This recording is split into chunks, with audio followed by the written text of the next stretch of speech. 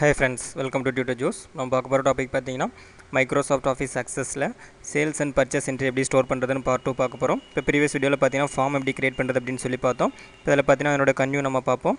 இப்போ நமக்கு first purchase என்ட்ரியில் பார்த்தீங்கன்னா காம்போ பாக்ஸில் நம்மளுடைய ஐட்டம்ஸ் டிஸ்பிளே ஆகணும். அதாவது ஸ்டாக் அப்படிங்கிற டேபிளில் இருக்க ப்ராடக்ட்ஸ் எல்லாமே நமக்கு டிஸ்பிளே ஆகணும். இதை பார்த்தீங்கன்னா கொரி யூஸ் பண்ணி நம்மளுடைய காம்போ பாக்ஸில் டிஸ்பிளே பண்ணிக்கிறேன். ஃபார்ம் லோட் ஆகும்போது நமக்கு அந்த ப்ராடக்ட்ஸ் டிஸ்பிளே ஆகணும். அதுக்காக இந்த ஃபார்மோடைய லோட் ஈவெண்ட் நான் சூஸ் பண்ணிக்கிறேன். ஈவெண்ட்டில் ஆன்லோட் அப்படிங்கிற ஈவெண்ட் சூஸ் பண்ணிக்கிறேன். நமக்கு சூஸ் பில்டர் ஓப்பன் ஆகும். இதில் கோட் பில்டர் அப்படிங்கிறத நான் சூஸ் பண்ணிக்கிறேன். இப்போ நமக்கு பார்த்திங்கன்னா மைக்ரோசாஃப்ட் விசுவல் பேசிக் ஓப்பன் ஆகிருக்கும். இதில் நமக்கு ஃபார்ம் லோட் அப்படிங்கிற ஃபங்க்ஷன் கால் ஆகும்போது நான் கொரி யூஸ் பண்ணி டேபிளில் இருக்க ப்ராடக்ட்ஸை காம்போ பாக்ஸில் டிஸ்பிளே பண்ணிக்கிறேன். ஃபஸ்ட்டு கொரி ஸ்டோர் பண்ணுறதுக்காக ஸ்ட்ரிங் வேரியபிள் ஒன்று டிக்ளேர் பண்ணிக்கிறேன். dim qry as string data டைப்பில் டிக்ளேர் பண்ணிக்கிறேன். இந்த qry அப்படிங்கிற வேரியபிள்குள்ளார கொரி ஸ்டோர் பண்ணிக்கிறேன். செலக்ட்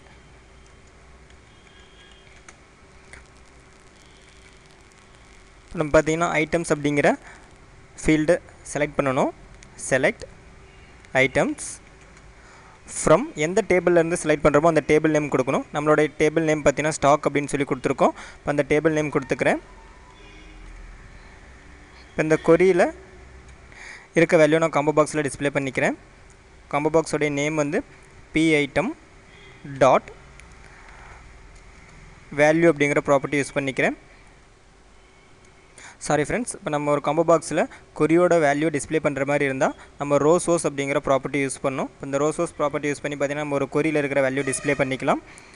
ஈக்குவல் qry கொரி கொடுத்துக்கிறேன். இதே மாதிரி பார்த்தீங்கன்னா நம்மளுக்கு சேல்ஸ் பேஜில் இருக்க காம்போ பாக்ஸில் டிஸ்பிளே ஆகணும்.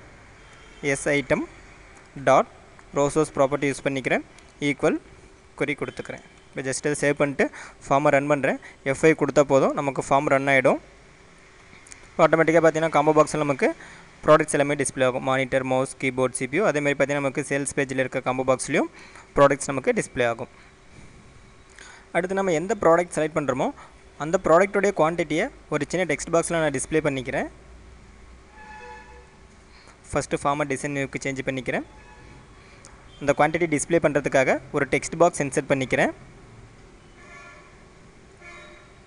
இந்த டெக்ஸ்ட் பாக்ஸோடைய லேபிளை நான் டெலீட் பண்ணிடுறேன்.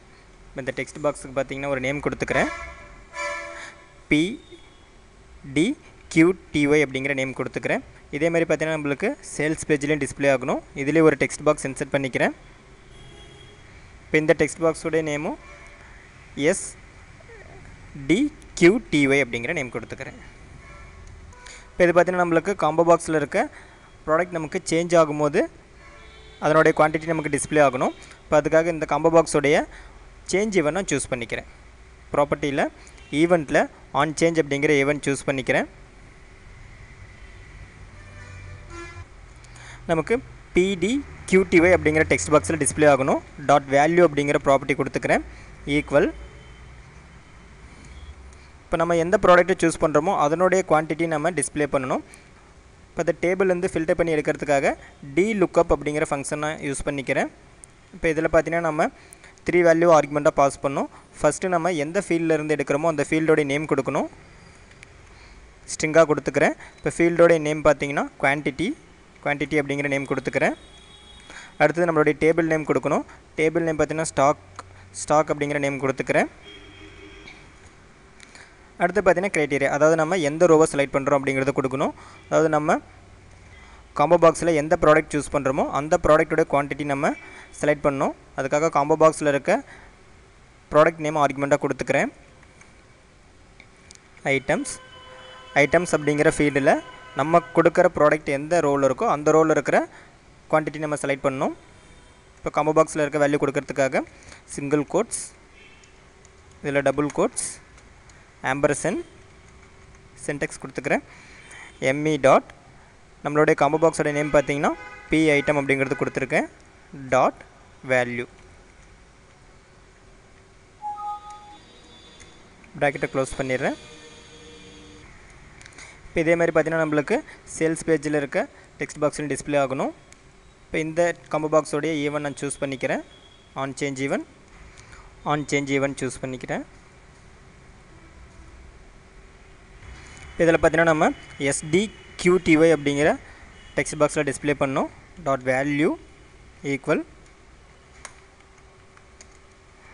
dlookup quantity field name comma table name stock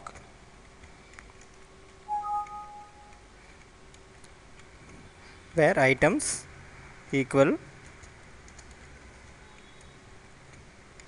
இப்போ இதில் காம்போ பாக்ஸ் நேம் பார்த்தீங்கன்னா எஸ் ஐட்டம் அப்படிங்கிற நேம் கொடுத்துருக்கேன். டாட் வேல்யூ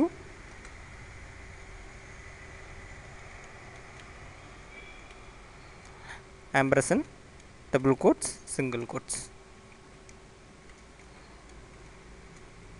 சேவ் பண்ணிட்டு ஃபார்மை ரன் பண்ணுறேன். இப்போ ஆட்டோமேட்டிக்காக பார்த்தீங்கன்னா நம்ம என்ன ப்ராடக்ட் சூஸ் பண்ணுறோமோ அதனுடைய குவான்டிட்டி நமக்கு டெக்ஸ்ட் பாக்ஸில் டிஸ்பிளே ஆகும். இப்போ கீபோர்ட் பார்த்தீங்கன்னா 250, CPU பார்த்தீங்கன்னா 50. அதேமாதிரி பார்த்தீங்கன்னா சேல்ஸ் பேஜ்லேயும் நம்ம எது செலக்ட் பண்ணுறோமோ அதனுடைய குவான்டிட்டி டிஸ்பிளே ஆகும். இப்போ இந்த டெக்ஸ்ட் பாக்ஸ் பார்த்தீங்கன்னா நம்மளுக்கு எனேபிளாக இருக்கக்கூடாது. அதுக்காக ஃபார்ம் லோட் ஈவெண்ட் நான் சூஸ் பண்ணிக்கிறேன். ஃபார்ம் லோட் ஈவெண்ட்டில் இந்த டெக்ஸ்ட் பாக்ஸோட எனேபிளை நான் ஃபால்ஸ் கொடுத்துக்கிறேன்.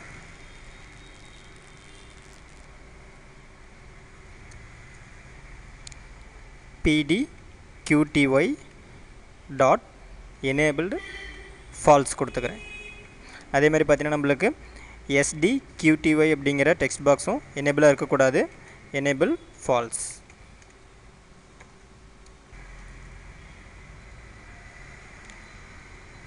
அது நம்மளுக்கு அந்த டெக்ஸ்ட் பாக்ஸ் எனேபிளாக இருக்காது. ஓகே ஃப்ரெண்ட்ஸ், இதனோட கன்டினியூ பார்த்தீங்கன்னா நம்ம நெக்ஸ்ட் வீடியோவில் பார்ப்போம். இந்த மாதிரி உங்களுக்கு டியூட்டோரியல்ஸ் வேணும்னா www.tutujust.com வெப்சைட்டை விசிட் பண்ணி பாருங்கள். யூடியூப்பில் எங்களோட வீடியோஸ் பார்க்கும்போது மறக்காமல் எங்கள் யூடியூப் சேனல் சப்ஸ்கிரைப் பண்ணிக்கோங்க. Thank you friends.